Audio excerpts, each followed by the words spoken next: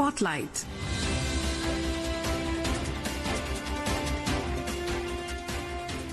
This is Akashvani. In the program Spotlight, now we bring you a discussion on India's unprecedented growth in defence sector, indigenisation and modernisation of Indian armed forces. The participants are Lieutenant General Dr. Subrata Saha, former Deputy Chief of Army Staff and member of the National Security Advisory Board, and Mayank Singh, journalist. Welcome listeners to this special program on the way the indigenization is going to strengthen our armed forces and the way they are doing it right now. All this we saw during the Operation Sindoor, that how indigenized weaponry and systems had helped us to our armed forces to make the enemy capitulate. And to talk on all this and more, we have with us an eminent expert, Lieutenant General Subrata Saha, who had been the Deputy Chief of Army Staff, and he had a very vast experience under his belt, in which he also played a very eminent role in indigenization of defense production. He also had been the Corps Commander of 15 Corps, which is based out of Srinagar and handles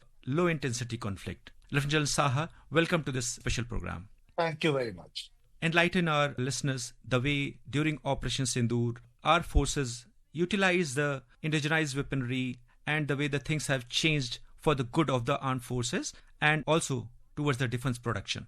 In Operation Sindoor, I think one of the most significant part was a very prominent display of indigenized weapon systems. And I am emphasizing the word weapon systems because the air defense system particularly, we saw a very significant networking of weapon systems led by a network, so to speak, of indigenization at play over here. You could see on your television screens, starting from Jammu and Kashmir all the way down to Bhuj, how several attempts of small, medium drones, in some cases swarms of drones, some missiles, trying to attack civilian targets, military targets across the entire length of the front, trying to engage targets in India, and almost 100% success in disrupting those attacks we had with our indigenous systems, primarily driven by air defense system. Of course, they were integrated with our old legacy systems, and they were integrated also with the absolutely state-of-the-art S-400 imported from Russia. But the backbone system or the framework system was Akash. So there is no doubt that the indigenization was at its full display in this Operation Sindoor. Now, if you were to compare it with the air defense system of the enemy, how easily we were able to penetrate when the strikes took place against those terrorist targets across the front, and all the air bases were attacked by India very, very precisely. And ultimately, that is what got Pakistan down to their knees. And they had to go to the US seeking for a cessation of hostilities. And that is what, finally India agreed when their DGMO spoke to our DGMO that, okay, fine, we will have a suspension of hostilities. So that is clearly the effect of the what we were able to achieve through indigenization.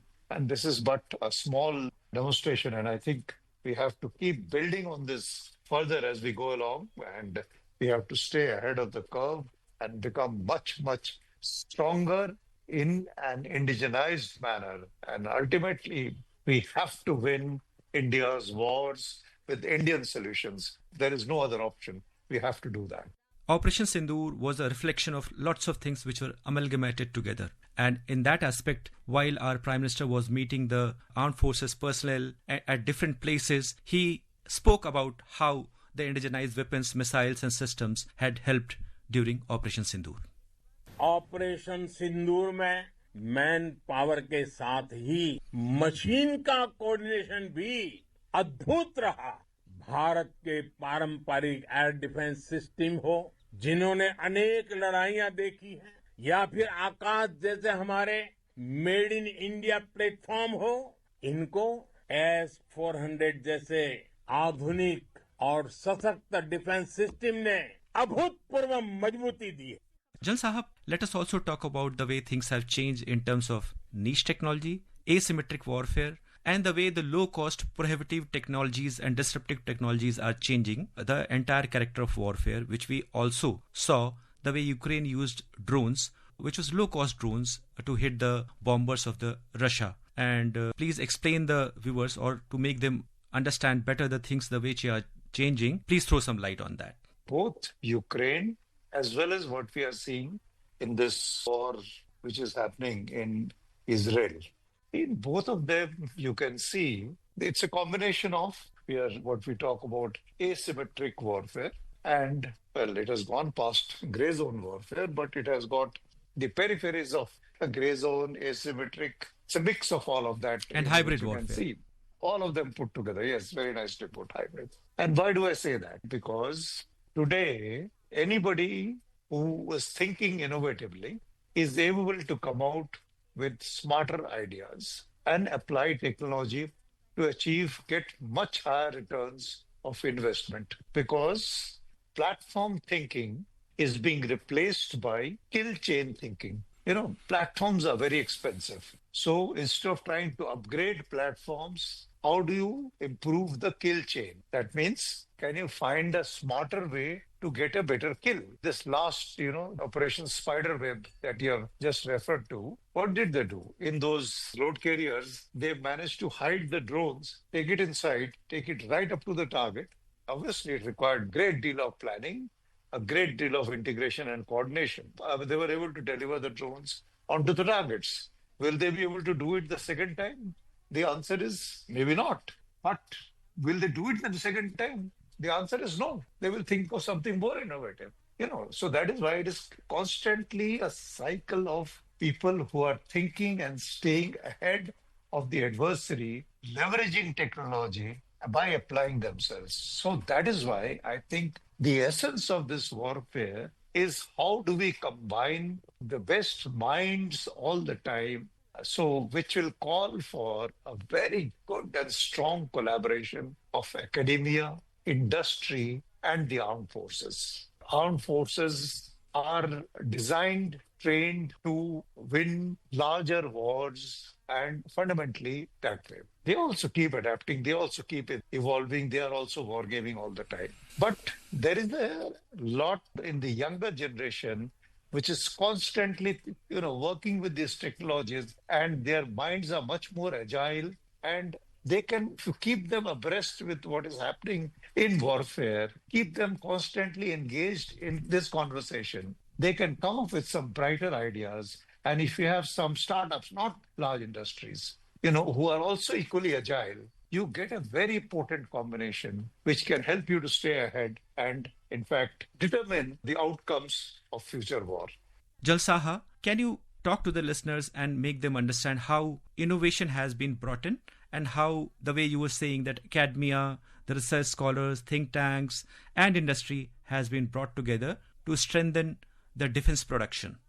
You see, for example, as deputy chief, I had a team of 6 brigadiers. And at that time, if you recollect, 2014, soon after taking over as the Prime Minister Modi, in his speech from the Red Fort, his first speech from the Red Fort, he had made literally a clarion call that we have steel, we have resolve. So whether it is a submarine or whether it is in the space, come make in India. So he had made that announcement there, and in September that year, this Make in India policy was announced. So to actualize that policy, and actually after commanding 15 Corps, I landed up as deputy chief. So with a team of 6 brigadiers, we were on an intense outreach program. Every weekend, we used to be in different, corners of the country, academic, industrial hubs, reaching out, telling the people this is what we require, and in the next 10, 12, 15 years. So initially, people were surprised that they were thinking we were giving out open what we require. But we had to tell them that if we don't tell our people, we have to tell the foreigners. So it is better to tell our own people than to give this whole process some institutional framework.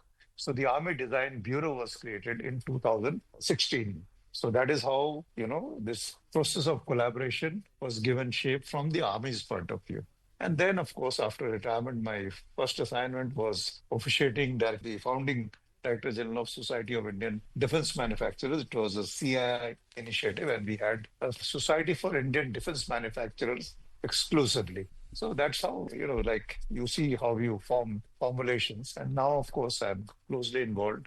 We are trying to create a consortium of all the Indian Institutes of Technologies to bring together all of them. And basically, it's for the purposes, we call it the Manekshaw Center for Research and Studies to do with national security.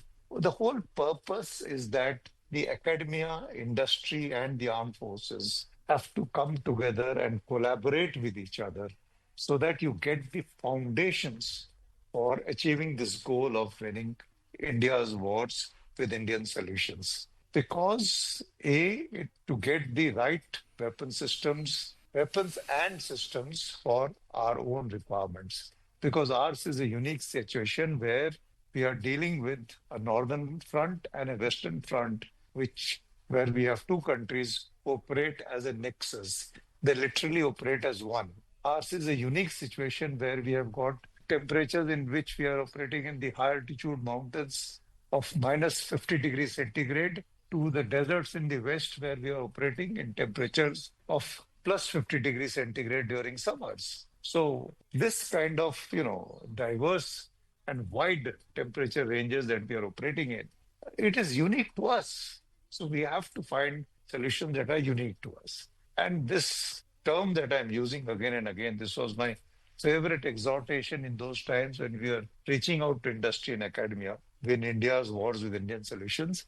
It is not only to do with weapons and systems, it is also to do with our Indian way of thinking, strategic thinking. There is a lot of wisdom which was there in our past from where we have to draw into our strategic discourse, into the way we think, into the way that applies to the way we want to achieve our outcomes, and into the way we apply our principles into how we think and do business. When I say business, how we execute our operations for achieving outcomes towards achieving national goals. I think that is significant. And the most important is we have been talking about this gray zone even today again and again. This is the kind of warfare in which, frankly, there is no break. More so when you're dealing with a country like Pakistan operating in close nexus with China. Because from the time that Pakistan was formed in 47, 48 through 65, it has always been trying to operate below the conventional threshold. 71 was a different ballgame. Bangladesh was liberated. But after the Soviet invasion and the Soviet withdrawal, Zia made it very clear.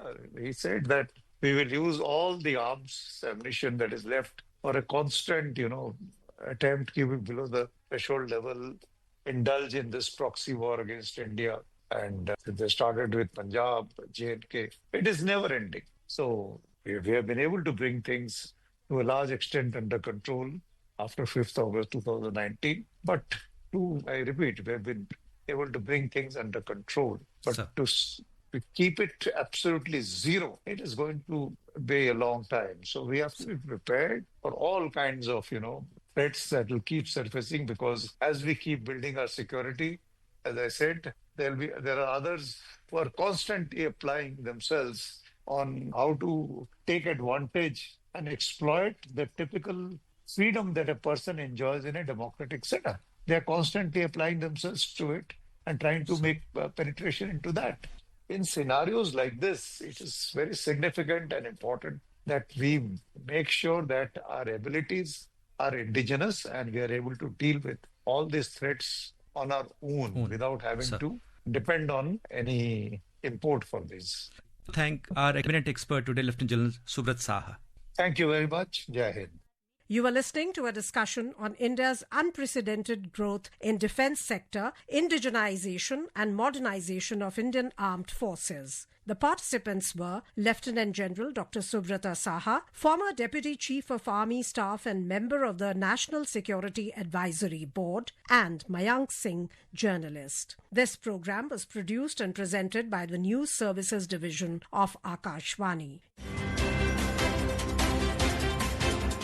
Spotlight.